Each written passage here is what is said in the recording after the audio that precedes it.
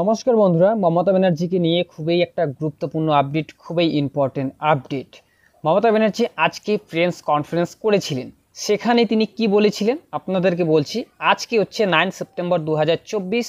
সেখানে আজকে তিনি বলেছিলেন যে অনেকেই বলে বেড়াচ্ছে আমি টাকার কথা বলে বেড়াচ্ছি।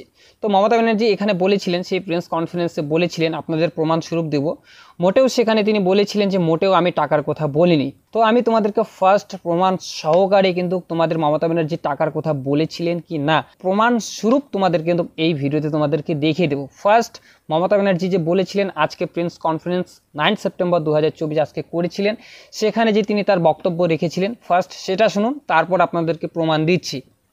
আর অনেকে বলে বেড়াচ্ছে না আমি টাকার কথা বলেছি, আমি মোটেই বলিনি। আমাকে প্রমাণ দেখা, কোথাও আমি টাকার কথা বলেছি, মেনশন করেছি।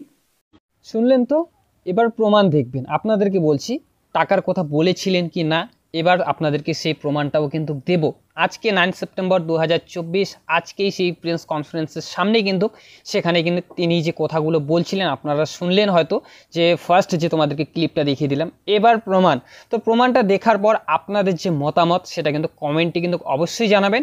এবার নিন সেই যে মতামত বা তিনি যে টাকার কথা বলেছিলেন কি না, সেই ক্লিপটা এখন দেখুন। আমি এমনকি সেদিন অস্বীকার করতে পারবেন না পরিবার, আমি বিনীত গোয়েল সিপিকে নিয়ে গেছিলাম আমার সাথে। যদি বাবা মার কোনো সন্দেহ থাকে তাদের থেকে তার কথা শুনবার জন্য আমি প্রায় 1 ঘন্টা ছিলাম।